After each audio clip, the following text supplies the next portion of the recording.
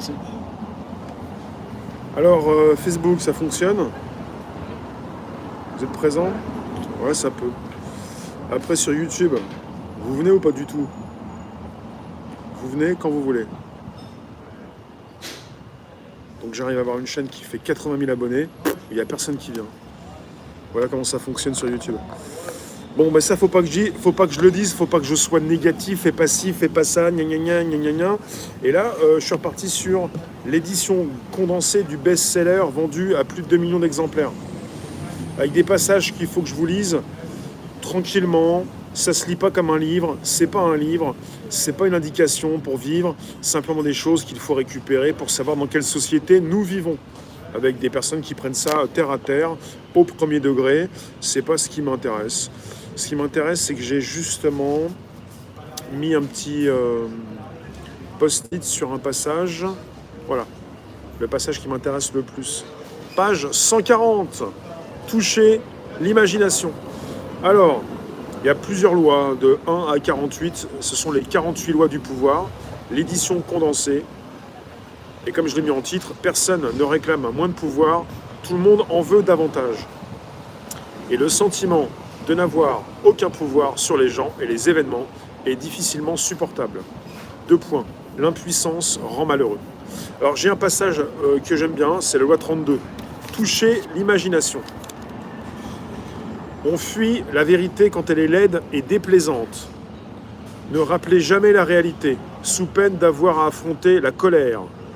Fille de la déception. La vie est si dure et si angoissante que ceux qui l'enjolivent par de belles histoires sont-elles des oasis dans le désert. Tout le monde afflue vers eux.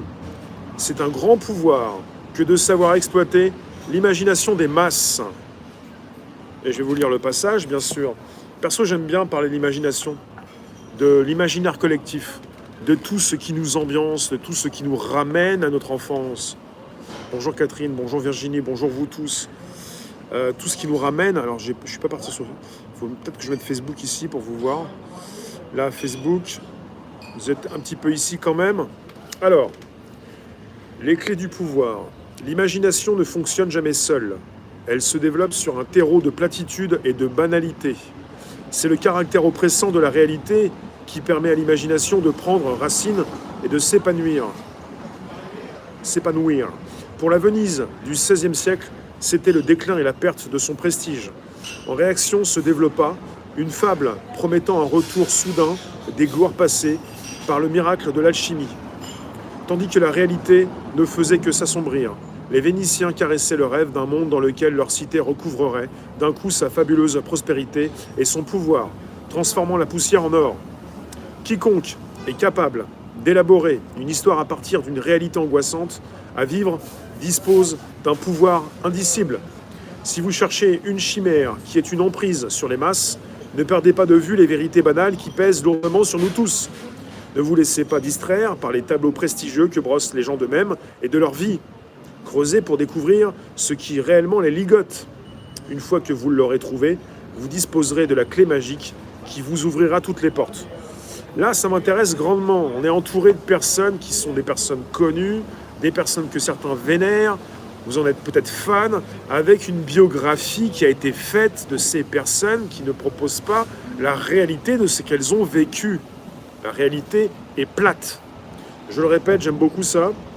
Ne vous laissez pas distraire par les tableaux prestigieux que brossent les gens d'eux-mêmes et de leur vie. Creusez pour découvrir ce qui réellement les ligote. Une fois que vous l'aurez trouvé, vous disposerez de la clé magique qui vous ouvrira toutes les portes. Ça va, JC ?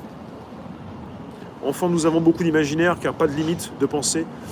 Rationnellement, on en perd un peu en vieillissant. Bien que les époques et que les personnes changent, examinons quelques-unes des réalités angoissantes de la vie et les opportunités de pouvoir qu'elles fournissent. La réalité. Le changement est lent et progressif. Il nécessite des efforts, un peu de chance, moi je parle plutôt d'opportunités, quelques sacrifices et beaucoup de patience. La chimère. Un coup de baguette magique modifie le destin instantanément, sans effort ni sacrifice. Vous avez la réalité et justement la chimère, ouais.